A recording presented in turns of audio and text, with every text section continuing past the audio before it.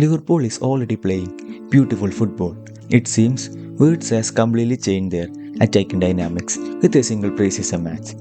On a basic level, Slot wants to crowd the midfield to create those temporary overloads. During the build-up, Liverpool keeps the pivot as the static reference point. Then the intention is to attack the space around him using the sudden dropping of advanced midfielders. It's a common pattern, but Liverpool makes it more effective with their midfield overload. As the ball was played back, see how Wirtz is moving. He isn't dropping at the moment. Instead, he is moving high to drag his marker. As said earlier, the intention seems to only keep the single pivot in those deep midfield areas. The other midfielders are asked to position away from these areas. As Wirtz moved high, Szoboszlai made a counter movement to drop. Now the roles are reversed.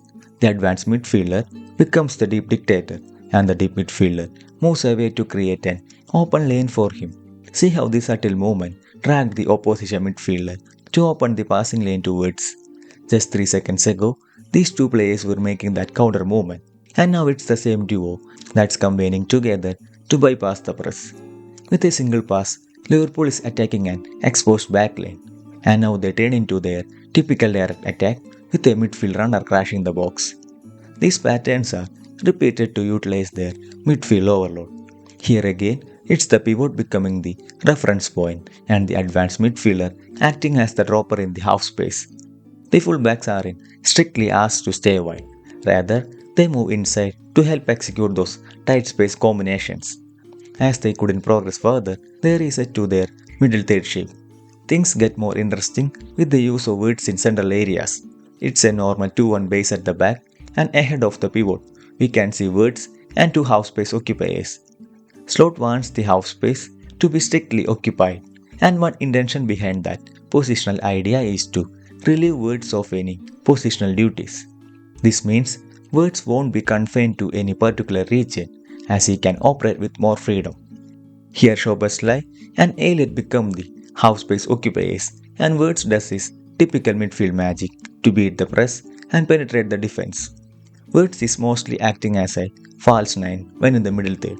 The idea is to roam around the space between the lines.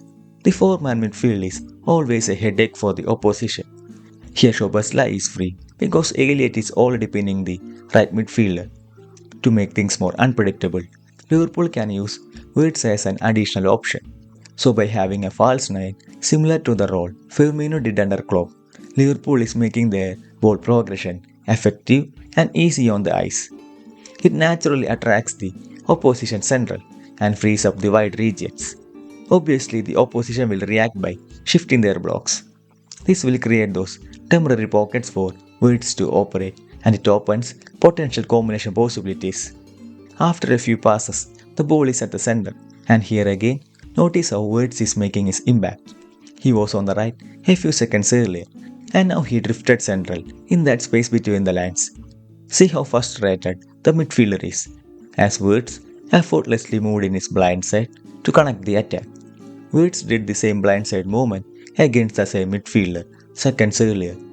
So I think this innate ability to sneak into those tiny pockets unmarked will heavily impact Liverpool's attacks in the coming season. See how things are different without Wirtz. Here it's a similar situation with Wirtz far away from the ball. Now Elliott occupies a similar position, and he has that space available behind the midfielder. The pivot is waiting for Elliott to sneak in there, but Elliott wants to play wide.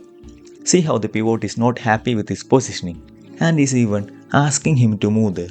This is where Wirtz makes a big difference. He is going to thrive in those tiny pockets. Another repeated pattern was the movement of the fullbacks. As midfielders mostly operate away from the backline, the fullbacks were tasked to move inside and attack the backline so that they will be pinned deep. Here the backline is disrupted as Wirtz has dragged the centre back out of position.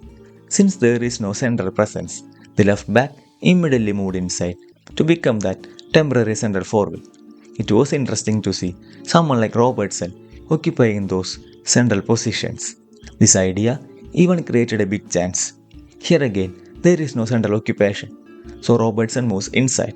This opens two possibilities. Firstly, he can provide a target man up front, and secondly, it opens a direct lane to the dribbly winger. Now the winger can take on his player, and ultimately the left back ended up at the edge of the box in a situation where he could have scored. This inside movement was seen multiple times, and it is clearly a trained movement pattern. Though it was just their second preseason game, Liverpool have already shown they are going to play a possession-oriented, free-flowing game, and it will get even more exciting with Ekitike coming into the squad.